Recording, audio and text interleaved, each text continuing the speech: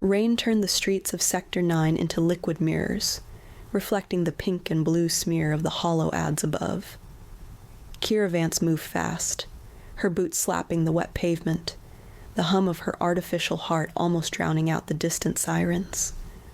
Her HUD clock ticked down. 12 minutes 42 seconds. That's how long she had before the encrypted data package in her neural drive began a purge sequence. The client had been clear. If the data didn't reach the drop point in time, it would fry her brain on its way out. Her chest burned. Not just from the sprint. Her cardio pump implant was failing.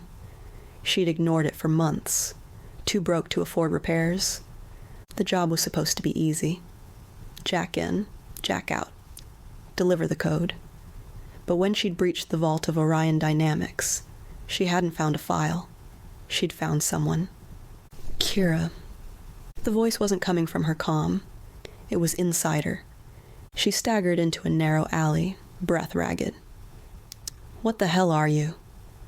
I'm the package. The voice was male, mid-30s, calm despite the urgency. Name's Dr. Elias Noor. They copied my mind into a data construct. You're carrying me. Kira swore. I don't traffic people. You do now, he said, unless you're planning on letting me die in 10 minutes. She wanted to rip her neural jack out right there. But 150,000 credits was on the line, and her heart was worth less than half that. She started running again. The city pulsed around her. Neon vendors hawking street noodles. Chrome-faced addicts slumped under flickering signs. Drone patrols scanning faces for warrants. Her HUD flashed incoming threat as two shapes detached from the shadows ahead. Mercs, black armor, matte rifles. Courier Vance, one shouted. Stand down and surrender the construct. Kira didn't. She ducked behind a noodle stall just as gunfire shredded its awning. Who sent them? She hissed. Orion won't let their property walk away. She pulled a pulse grenade from her belt, thumbed the activator, and rolled it under the mercs. Blue arcs exploded in the rain, frying their visors. She bolted past before they could recover. 9 minutes left. You can't outrun them forever, Noor said. There's a maintenance tunnel ahead, 2 blocks east. It leads to the mag rail line. They won't expect you underground. How do you know the tunnels? I built half the city's AI infrastructure before Orion locked me in a server farm. Her instincts told her not to trust him, but instinct didn't give her extra time. She found the rusted hatch, pried it open, and dropped into the darkness below. The stench of oil and stagnant water hit her like a wall. Her heart stuttered, the mechanical thrum uneven. You still with me? She gasped. Barely. My neural pattern is degrading. If I lose more integrity, there's no coming back. A rumble echoed through the tunnel. Kira froze. Not a train. Footsteps, heavy multiples. A red targeting laser swept the walls. She turned and saw something worse than mercenaries. Orion had sent a hunter. 7 feet of composite armor, insectoid limbs clinging to the tunnel ceiling. Its optic sensors locked on her, glowing like coals. Her clock hit 7:21. The hunter dropped, claws slicing the air.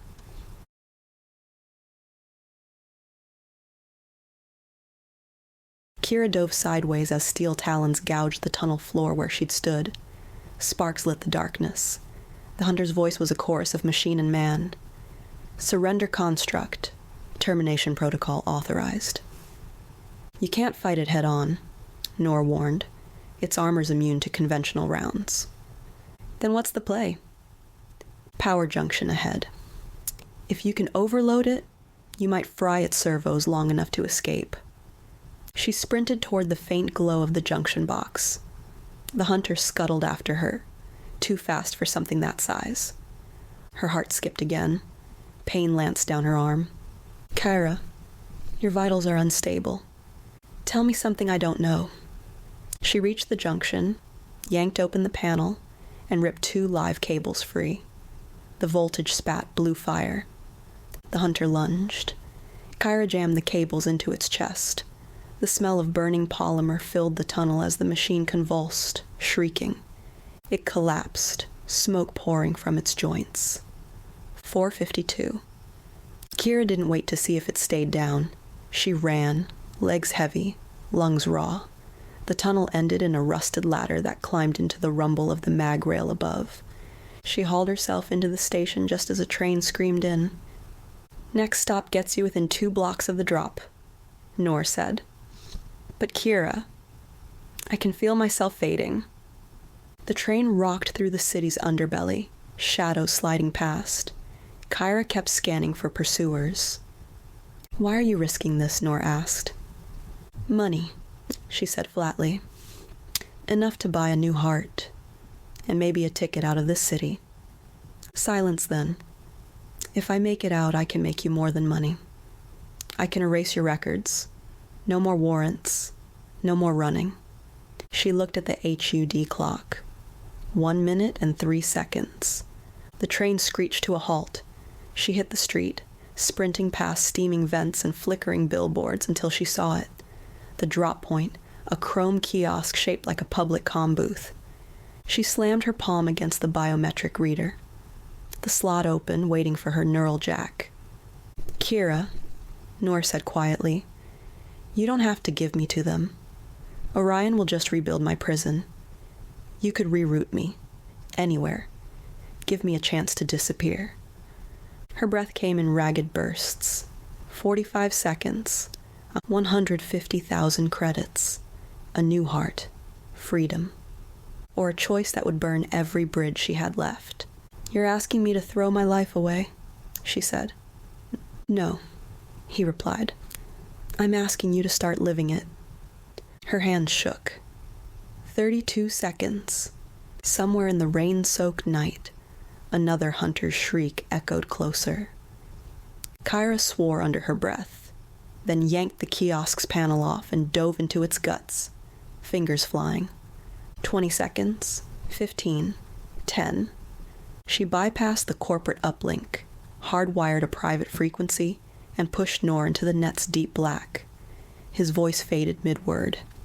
The HUD clock hit 0000, and instead of pain, there was only silence. She'd beaten the purge, but the job was burned.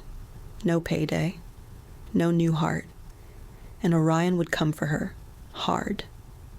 She stepped back into the rain, neon washing over her face. Somewhere out there, Noor was free, and Kira had just declared war.